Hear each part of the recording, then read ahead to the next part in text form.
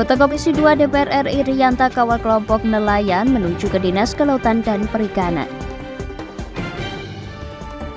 Perbaikan Jalan Dukuh Wonokerto, Desa Pasujan, Kecamatan Trangkil Pati, bahkan dilanjutkan pengurukan di sisi tengah dan bahu jalan.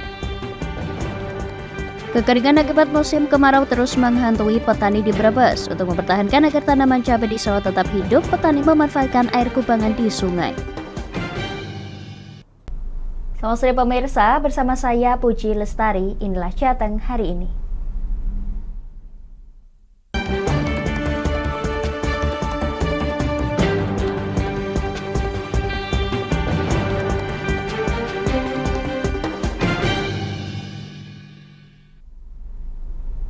Pemirsa, anggota Komisi 2 DPR RI Rianta kawal kelompok nelayan dari Desa Puncel dan Desa Tegal Ombo, Kecamatan Dukuhseti ke Dinas Kelautan dan Perikanan. Para nelayan tersebut sudah 4 hari tak bisa melaut akibat kesulitan bahan bakar minyak.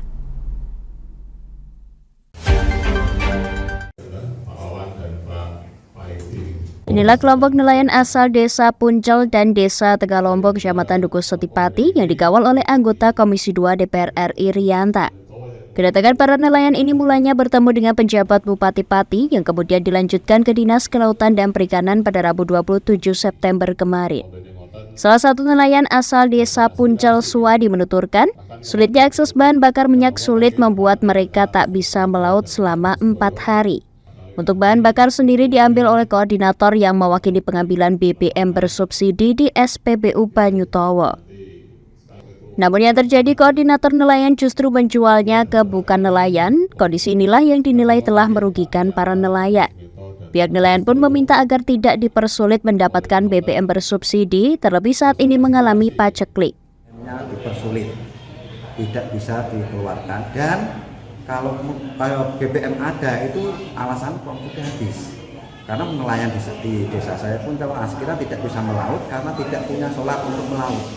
Ya, dan itulah BBM itu di sana kan ada koordinator yang mewakili pengambilan BBM. Tapi koordinator itu kalau diminta rekom untuk pengambilan BBM di SPBU tidak diperbolehkan, dan satu orang yang mengambil. Dan yang seterusnya BBM yang diambil oleh koordinator itu dijual tidak sama nelayan, tapi dijual di luar nelayan. Akhirnya nelayan di sana itu pun akan melaut pun tidak bisa dikarenakan tidak ada solar BBM untuk melaut. Rianta selaku anggota Komisi 2 DPR RI menuturkan kejadian penyelewengan BBM bersubsidi yang telah merugikan petani seharusnya segera dituntaskan. Pihaknya juga turut serta melakukan fungsi pengawasan, klarifikasi dan verifikasi di Dinas Kelautan dan Perikanan. Penjualan ikan itu begitu maraknya. Jadi ini dalam rangka bagaimana agar persoalan permainan solar subsidi ini dihentikan. Dan menurut pengakuannya ini melibatkan oknum. Jadi sekali lagi ini melibatkan oknum. Oleh karena itu mohon nanti aparat kepolisian untuk segera melakukan klarifikasi agar oknum ini bisa menjadi terang.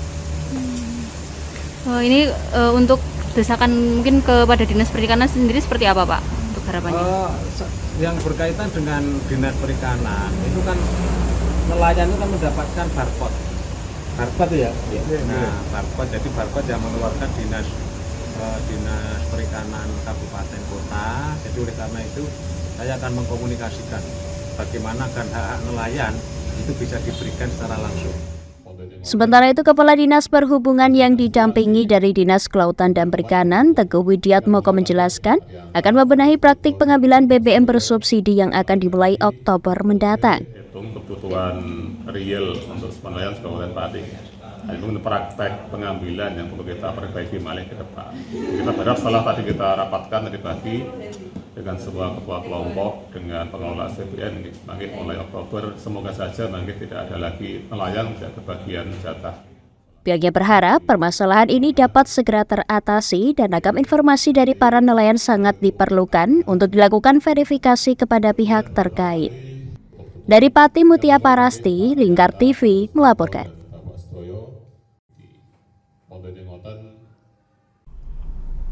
Pemirsa, perbaikan Jalan Dukuh Wonokerto, Desa Pasujan, Kecamatan Trangkil Pati yang kini baru rampung pengecoran 2 jalur bakal dilanjutkan pengukuran di sisi tengah dan di sisi bahu jalan.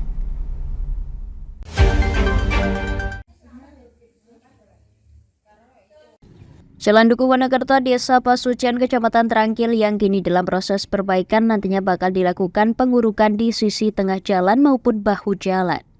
Hal ini lantaran progres pembangunan baru tuntas pengecoran beton. Jalan ini dilakukan perbaikan lantaran pada tahun 2022 telah dibahas dalam gelaran musyawarah perencanaan pembangunan dengan menggunakan transfer dana desa sesi 2 dengan memakan anggaran 300 juta rupiah. Dengan waktu pengerjaan 1 bulan dan panjang 1,8 km. Kepala Desa Pasucian Wiwi Haryanto menuturkan jalan Dukuh ini belum diperbaiki sejak dahulu, lantaran terdapat prioritas perbaikan jalan, sehingga perbaikan jalan dilakukan di sektor yang mendesak terlebih dahulu. Itu nanti kita uruk, Mbak. Kita uruk. Itu belum selesai, Mbak. Belum selesai, kita nunggu kering dulu sekitar nanti tanggal 10 September nanti kita baru melakukan proses finishingnya. Berarti rentang waktu pengerjaannya mungkin berapa minggu, Pak? Nanti mulai dari awal? Dari awal ya sekitar 1 bulan, karena hutan itu memang 1 bulan baru selesai, Pak. Baru bisa dilewati. Memang konsepnya yang tengah itu diuruk itu saja, Pak ya, dan kanan dan bahu jalannya ya, kanan kiri. Nanti tengah kita uruk. Ya sistemnya kita kan ini, Mbak, asasnya kita asas pemerataan, karena itu tadi jalan yang kita miliki itu sangat panjang, sehingga kita ya mau piye ben roto lah, ben manfaatnya ben bisa mencakup banyak orang.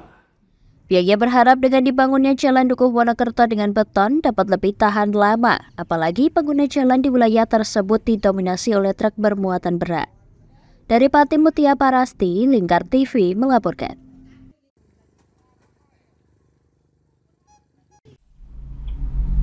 Pemirsa, kita akan beralih ke Brebes. Kekeringan akibat musim kemarau terus menghantui petani di Brebes. Untuk mempertahankan agar tanaman cabai di sawah tetap hidup, petani memanfaatkan air kubangan dari sungai.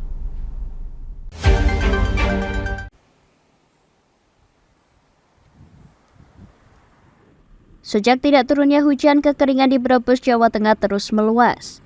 Ribuan hektar areal sawah dan tanaman yang ada di atasnya pun dibiarkan kering. Tidak hanya areal pertanian, saluran irigasi dan juga sungai juga mengering. Meski demikian, sejumlah petani cabai dan jagung yang ada di Desa Buara, Kecamatan Ketanggungan mencoba untuk mempertahankan tanamannya agar tetap hidup dan berbuah. Mereka memanfaatkan sisa air kubangan di sungai dengan cara disedot menggunakan mesin pompa air. Petani mengaku untuk sekali memompa air dari sungai diperlukan biaya antara Rp70.000 hingga Rp100.000. Padahal hingga tanaman bisa panen, petani harus menyedot sebanyak 24 kali. 4 bulan? Iya, udah ada 4. Seumur jagung berapa bulan? Kalau cabai diunduh itu 4 bulan. 4 bulan. Iya. Lah ini untuk mengairi tanaman cabai ini Ibu nyedot air dari sungai ya Bu ya? Iya. Sekali nyedot berapa Bu? Berapa rupiah Bu? Rupiah. Biayanya seringnya itu 100. Rada ringannya itu 70. Itu sekali nyedot untuk satu kali siram. Iya.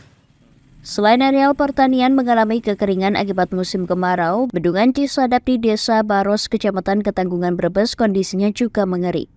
Bendungan yang dibangun saat zaman Belanda pada tahun 1889 ini memiliki luas area layanan irigasi seluas 2.147 hektar. Petani di Brebes berharap hujan akan segera turun di akhir bulan September ini, sehingga sawahnya bisa ditanami padi. Dari Brebes, Gus Fadilah, Lingkar TV melaporkan.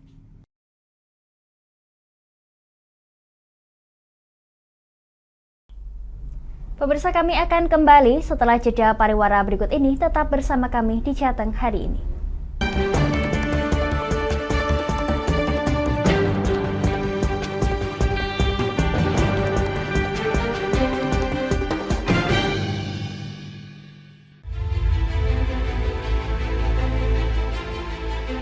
Memberikan pinjaman uang kepada saya dengan bunga 8% per bulan.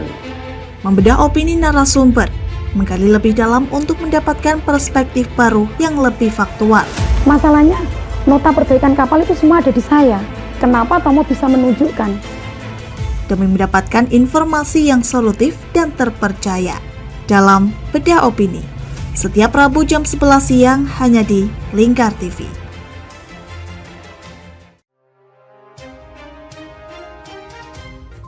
Inilah ketiga anggota komplotan pencuri spesialis pecah kaca mobil setelah melakukan penggelapan 20 sepeda motor dan 2 unit mobil dengan modus retard. Merangkum semua peristiwa sebagai berita yang penuh fakta.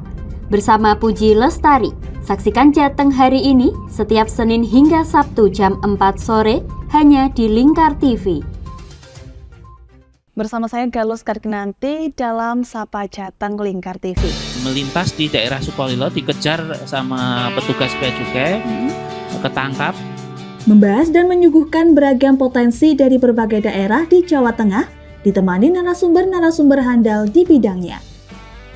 Pencegahan dari awal mulai dari perilaku hidup bersih sehatnya juga harus dijaga seperti itu. Kami siap menyapa Anda dalam Sapa Jateng. Setiap Selasa jam 11 siang hanya di Lingkar TV.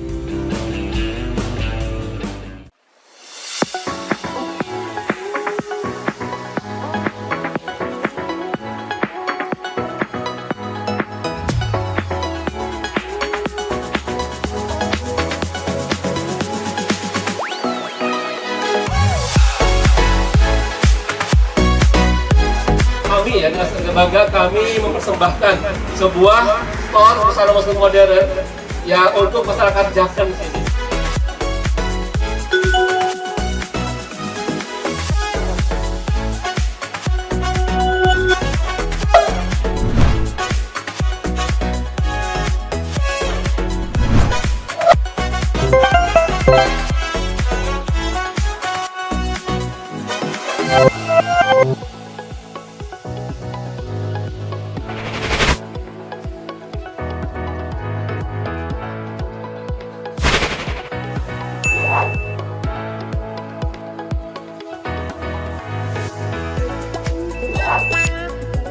Assalamualaikum warahmatullahi wabarakatuh. Saya Dwi Mas Sony Pambudi dari Nibras Corporation mengucapkan selamat dan sukses atas grand opening Nibras House ke-607 yang berlokasi di Kecamatan Jaken, Kabupaten Pati.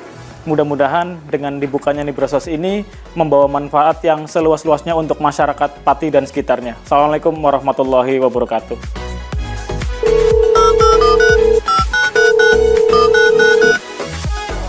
Selamat buat grand opening Nibras House buat di Jaken. Semoga usahanya bisa laris, bisa digemari banyak masyarakat di Jaken. Tentunya berkah buat semuanya.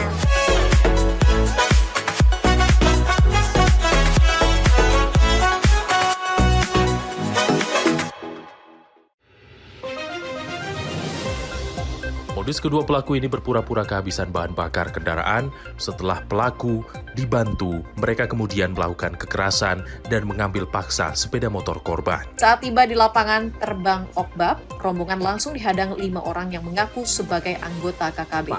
Yakni melakukan bujuk rayu kepada korban yang merupakan santriwati pada momen kegiatan belajar mengajar khusus. Menyajikan informasi-informasi hangat dan terpercaya bersama Kabar Indonesia setiap Senin hingga Sabtu jam 7 pagi hanya di Lingkar TV.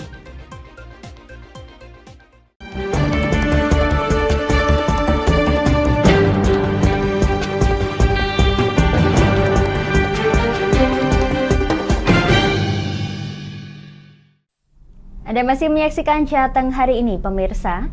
Gedung Perpustakaan Umum Kabupaten Rembang yang baru-baru ini mendapatkan akreditasi C akan segera dipindah di lokasi baru berdekatan dengan tindak KOP UMKM. Dihadapkan dengan adanya bangunan baru tersebut, keberadaannya bisa membawa manfaat bagi masyarakat.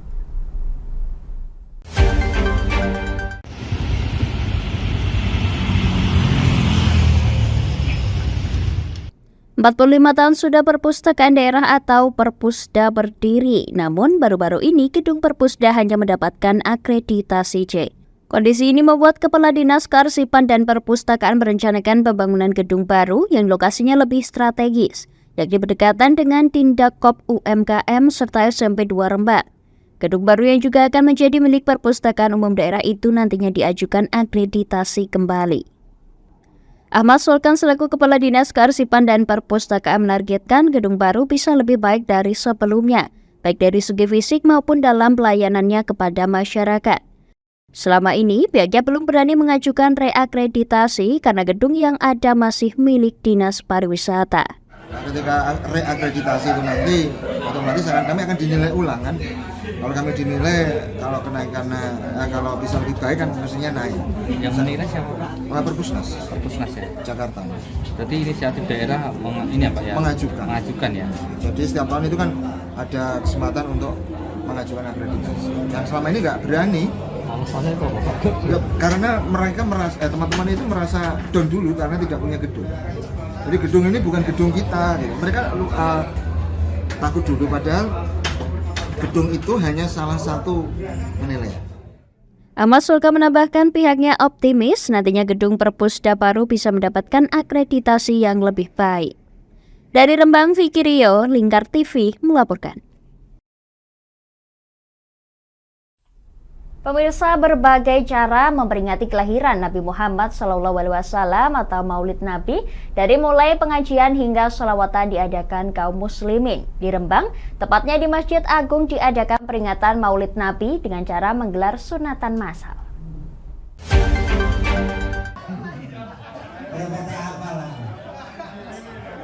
Seperti inilah keramaian di acara sunat massal di Masjid Agung Rembang. Di acara sunat massal ini terlihat ada peserta yang bersemangat, ada pula yang menjerit kesakitan dan menangis. Acara sunat massal baru pertama kalinya digelar di Masjid Agung Rembang. Acara ini merupakan rangkaian acara Maulid Nabi dengan puncak acara kegiatan pada Rabu malam yakni pengajian. Ahmad Ainun Najib selaku panitia menjelaskan acara sunat massal diikuti oleh 25 peserta. Para peserta berasal dari sejumlah wilayah di Rembang. Ya, dalam rangka Maulid. Gambaran di Masjid Agung acara Maulid seperti apa? Ini seperti tahun-tahun kemarin kita ada bakti sosial bersama dengan Rumah Sakit Umum Dr. Suprapto dan sudah berlangsung 5 tahun lagi. Mahfud, ayah dari peserta sunat massal, mengaku senang dengan adanya kegiatan ini. Anaknya sendiri sudah saatnya dikhitan karena sudah berumur 10 tahun. Dari Rembang, Vicky Rio, Lingkar TV melaporkan. Pemirsa, bagi Anda yang ketinggalan update Jateng hari ini, kami telah merangkumnya dalam Flash News CHI berikut ini.